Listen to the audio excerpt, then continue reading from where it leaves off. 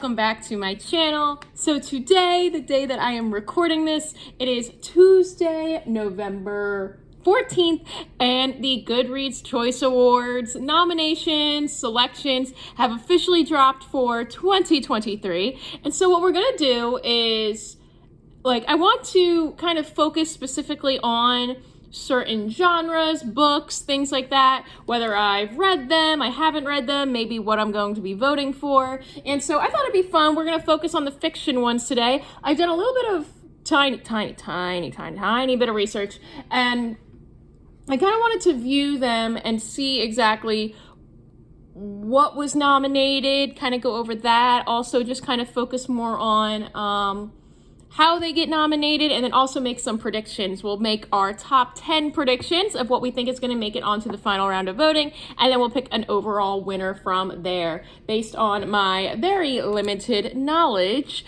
with books, because I am horrible at knowing when new books are coming out.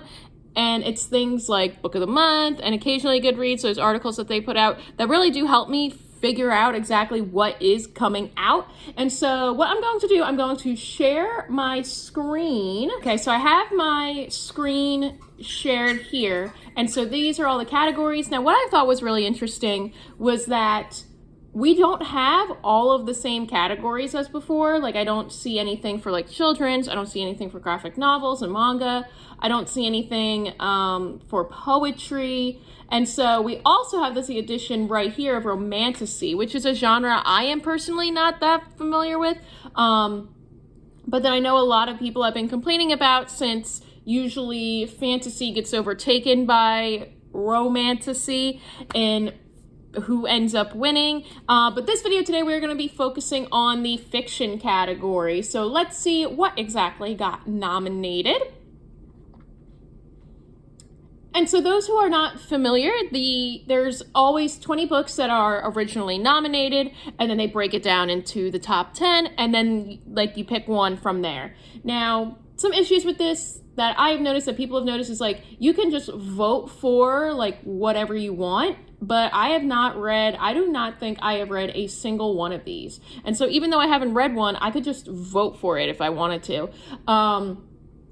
Which obviously is a lot of issues with review movie sites as well, or review sites like this, because people can just go ahead and vote, or 5-star or 1-star something they may not have read or may not have watched. So it's always a big issue. But anyway, let's see what is nominated. So we have Mammy by Jessica George, Someone Else's Shoes by Jojo Moyes, The Wishing Game by Meg Schaefer, Family Meal by Brian Washington, The Invisible Hour by Alice Hoffman, The Bee Sting by Paul Murray, Pineapple Street by Jenny Jackson, Tom Lake by Ann Patchett, Wellness by Nathan Hill, Burnham Wood by Eleanor Catton, Big Swiss by Jen Began, Evil Eye by Ita Frum, Blackouts by Justin Torres, The Connollys of County Down by Tracy Lang, Shark Heart by Emily Habeck,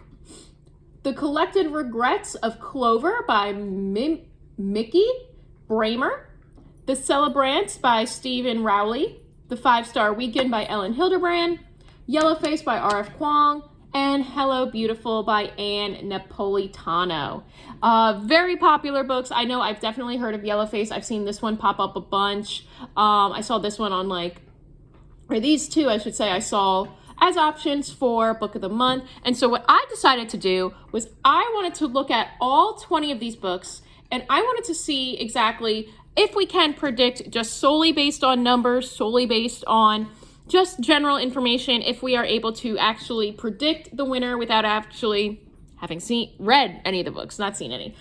So what I did was that I created a little, I did my research, and I was able to research and find all of the books that were a selection for Book of the Month, whether that be an actual month pick or an add-on edition.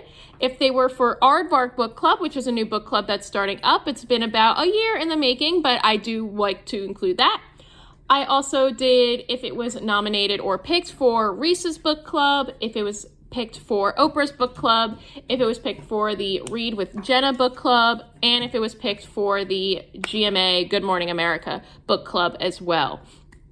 And those who were not nominated for any of that. So all those selected for Book of the Month, there were 12 books in total. We have Shark Heart, The 5-Star Weekend, The Collected Regrets of Clover, Mammy, Evil Eye, The Connollys of County Down, Wellness, The Wishing Game, Pineapple Street, Hello Beautiful, The Invisible Hour, and Someone Else's Shoes. Those that were selected from the Aardvark Book Club, their selections was just a Big Swiss. Reese's Book Club had 2 of the selections. That was Tom Lake and Yellowface. Oprah's Book Club had Wellness and Hello Beautiful. Read with Jenna had Mammy and The Celebrants. And the Good Morning America Book Club selection was Pineapple Street. So that leaves us with 4 books that were not selected at all.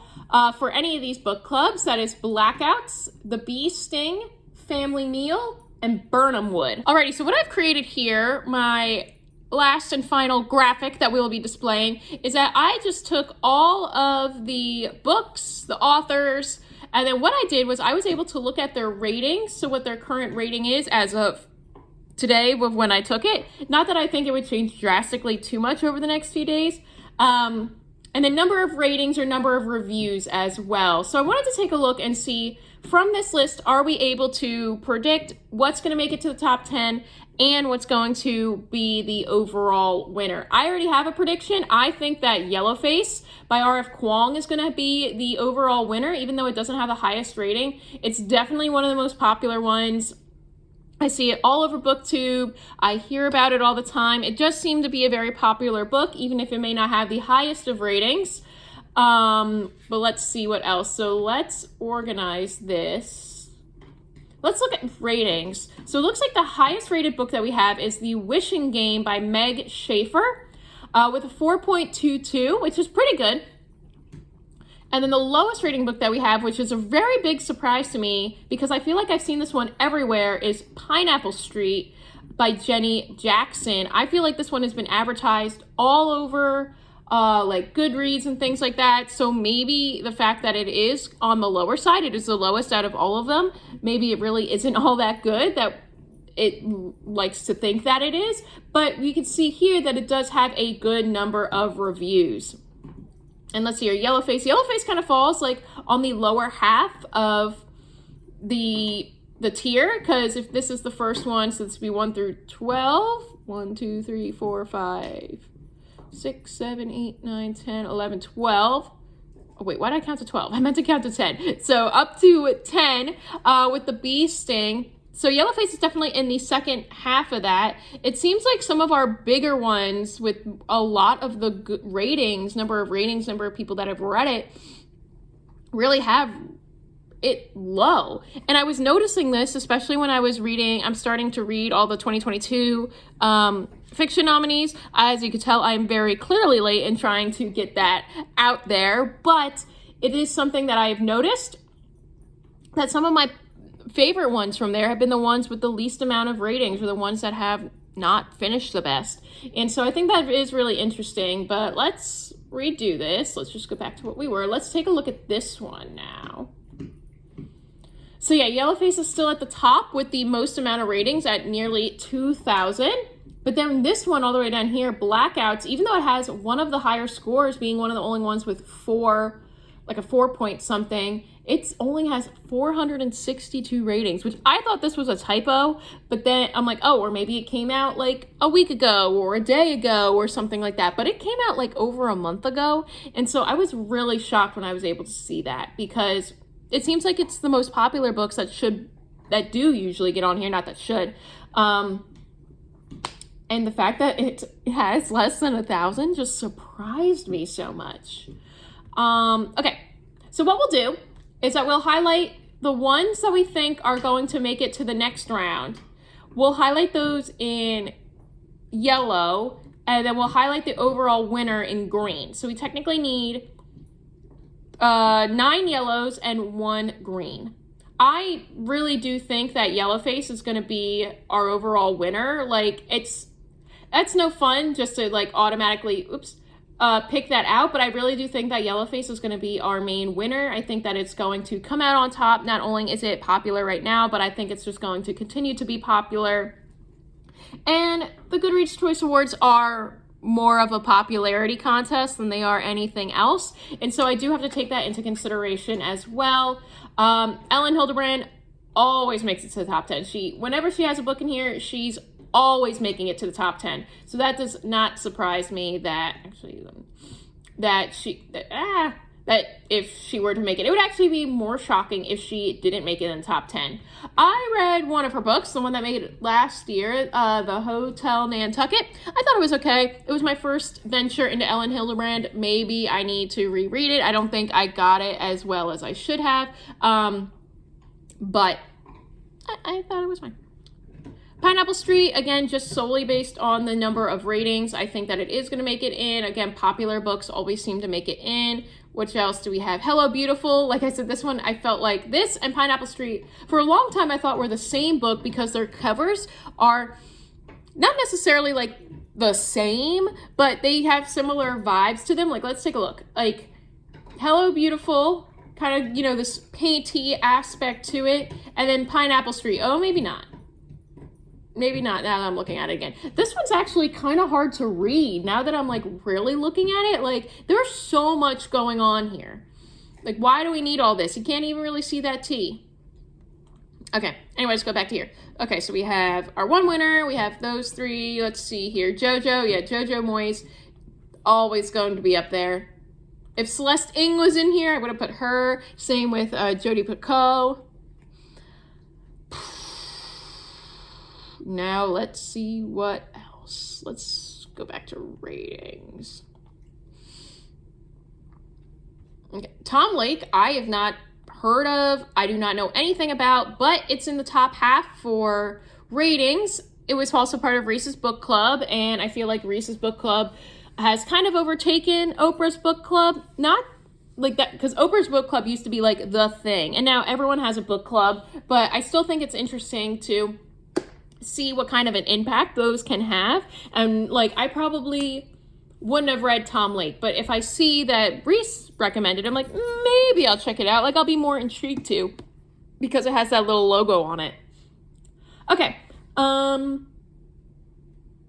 Let's see what else. I'm also gonna put Mammy just because it has a good rating with over 4, but also it has a good amount of reviews as well. So I think I'm going to put that one in there. I think I'm also going to put The Celebrants in there because this is from the same author who did The Guncle, and I feel like that was really popular. So I feel like some people, if they haven't read his book yet, are probably going to want to support him because The Guncle was popular. And so I'm pretty sure he wrote The Guncle. Let's find out before I screw something up. So Celebrants. Oh yeah, I saw it right there. Best-selling author of The Guncle. Yes. Alrighty. Also, what I hate when this does is when you go back and forth, the order changes. Why do we need to do that? Why can't we just have it in like alphabetical order and call it a day? Okay. So let's see here. 1, 2, 3, 4, 5, 6, 7. Okay, so we need 2 more yellow ones because we technically have 8 for the top 10, counting Yellowface or Kwong. This one sounded really interesting to me. I almost got this one from Book of the Month, and I'm kind of upset that I didn't because it does sound pretty fascinating. Oh, Wishing Game. I have to put that one. That's got a great number of reviews, and it's got a great review. Okay, so we have that one and one more.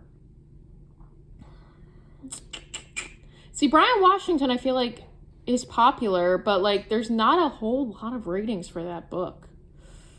And it's, like, not best rated.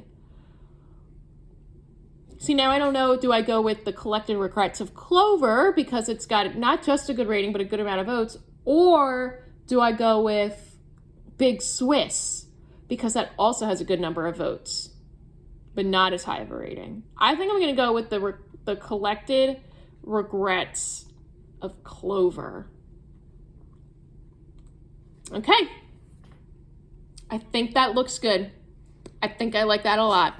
I think the ones in yellow are going to be our top 10, or I guess top 9. I know. I know you want to attack everything outside. And then Yellowface is going to be our overall winner. I still have to read this. I had it checked out, and then I just never got around to it. I've heard great things. I've heard some not so great things, but I think it is going to be a fun time. I've never read an R.F. Kuang book before, so maybe this is a good one to get into. I know that they wrote The Poppy War, which I haven't read, but I hear great things about. But yeah, so I think this is going to be it. Yeah, I think that's good. So let me know down in the comments below, which one are you going to be voting for Best Fiction? I hope to come out with multiples of these videos talking about the other genres as well. Me personally, I don't have a preferential genre. I read a whole lot. Like, I'm part of a sci-fi book club, so I do love sci-fi, but I'm also like big into just like general fiction, and I read a lot, and I want to explore more genres as well. So that's what I really do love about the GoodReads Choice Awards, is because I'm able to break everything down and see everything and be able to learn more about some books, especially new releases that I may not have heard of before, or I'm not really caught up to date with. As you can tell, I have read none. So I will not be voting in the poll. I won't be voting here because I used to do that in the past, but I want to have at least read one of the books. Even if I hated it, I would have voted for it because at least I read it, which doesn't sound good either. But that is going to be it for this video. Like I said, let me know which one you are voting for, or if I should vote for one. Maybe it doesn't deserve to be Yellowface. Let me know all that and more down in the comments below. Thank you guys so much for watching. Don't forget to like and subscribe. And until next time, keep on gabbing.